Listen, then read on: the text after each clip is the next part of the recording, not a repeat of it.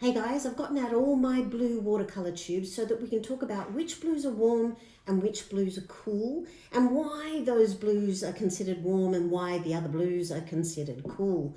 It's the artist's way of trying to understand the color spectrum, and so what we do is put colors into a color wheel, but we kind of have to bend the rules a little bit and it becomes color theory. It's not science, and that's why there are varying views on it. But I'm going to give you one particular view and explain to you so logically why any blue is considered warm and why any blue is considered cool. If you want the really quick summary of why a blue is considered warm and why a blue is considered cool, these blues have a little bit of red in them. So they're blue and they've had a little bit of red. I'm talking in terms of the color wheel, not in terms of the production of those pigments. And then over here, we've got some cool blues. So that's any blue that's got a little bit of yellow in it. Again, it's not that when they're mixing these paints, they add a little bit of yellow. Not so. Each of these have their own pigment number and a very specific way in which the different companies make their blues. And in the center here, I've got blues that are considered neither warm nor cool.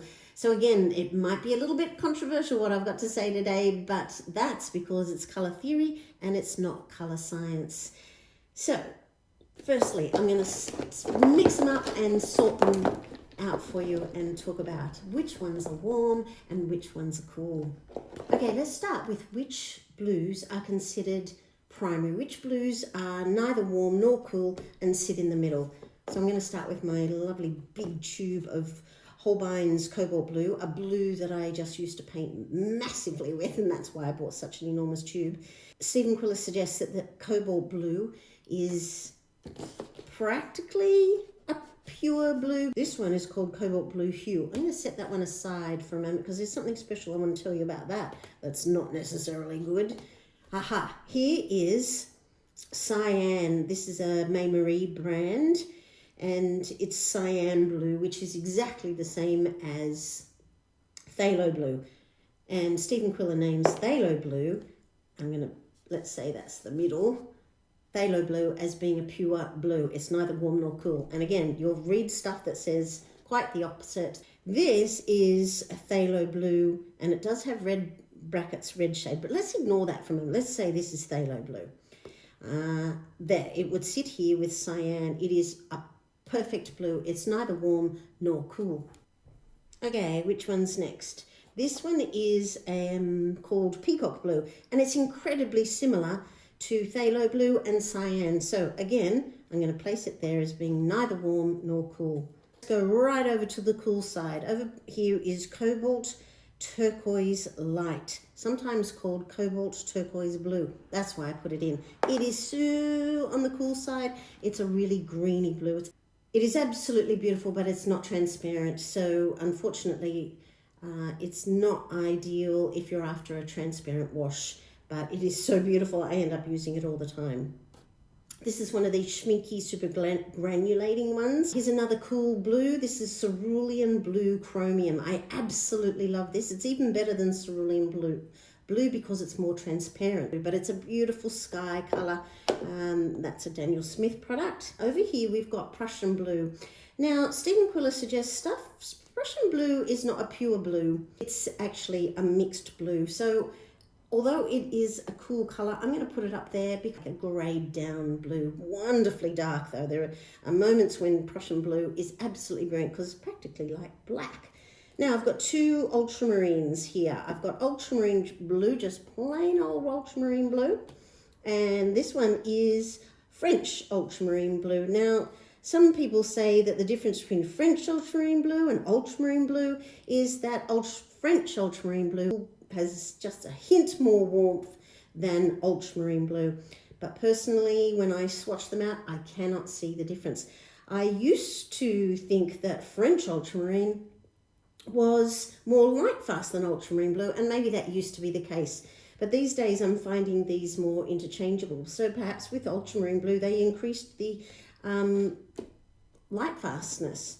So when you have a look on the back of this tube of Daniel Smith ultramarine blue, it's got the pigment number PB29, very common ultramarine blue pigment number.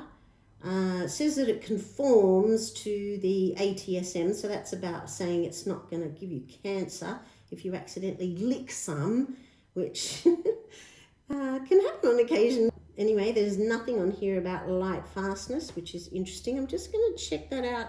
This also conforms. Oh yeah, it's got light fast. Well, that's interesting. It says it's got a light fast rating of 1. And this is quite a new tube. You can see it's quite untouched. They're so beautiful when you first buy them and you haven't squeezed them yet. I'm just, enjoying holding that because it's so perfect and beautiful. Even the sticker is perfectly put on. Anyway, back to the point. Shove them together. Ultramarine blue and French ultramarine blue. So is it about the fact that French ultramarine is a little more red, more warm, or is it that ultramarine blue is less light fast than French ultramarine blue? I'd love to find some excellent references on the answer to that question. So I've sorted these out. We've got 2 warm blues here, ultramarine blue, French ultramarine blue. We've got quite a few in the center here that are considered pure blues, neither warm nor cool. That are considered pure blues, neither warm nor cool. Cobalt blue, cyan, phthalo blue, peacock blue. And then we've got over here 3 blues that are considered cool. From cobalt turquoise blue, I'm going to call it that because I've included it in a blue video, and cerulean blue chromium, absolutely beautiful. And this is glacier blue by Schminke, a granulating blue, absolutely fantastic and such fun to paint with. And then the last one I want to talk about is cobalt blue hue. Now you'd think that it was going to look like cobalt blue. So same brand, Holbein, quality brand, quality paint, but whenever you see a paint that says cobalt blue hue, whenever you see a paint that says blah blah hue, it's code for the company is approximating that color. It's not really cobalt blue. So this big tube of cobalt blue, or any tube of cobalt blue, would cost 4 times the price of cobalt blue hue. So this is really, really cheap, and the real cobalt blue is much more expensive.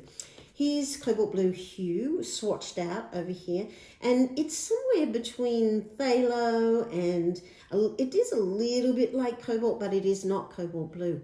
So that's my tip to you. If you see a color that's named something hue, then the company is coming up with a imaginative way to name their paint. They're not allowed to call it cobalt blue because it's not cobalt blue, but they tried really hard to give you a cheap paint that's pretty similar. It's quite a beautiful color, in fact, and I've used it a lot. It paints beautifully, it's beautifully transparent, but if I had to put it anywhere, I would put it there because it's kind of like cobalt, but it's just really, it's heading, I'll put it that way because they're not, it doesn't want to sit there. Anyway, it doesn't matter. I just want to finish off by saying that I don't think it matters whether the blue is warm or cool, and I know that flies in the face of what people love to say when they're teaching color and color theory.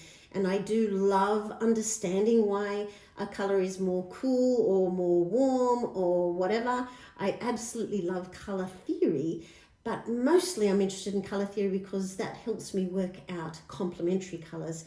So I know exactly what is complementary to ultramarine and cobalt and cerulean because I understand where they sit on the color wheel. But I don't think it makes that much difference in my practice of when I paint my own paintings. If you got anything out of this video today, please give me a thumbs up. I thoroughly appreciate you tuning in, and see you next time. Bye.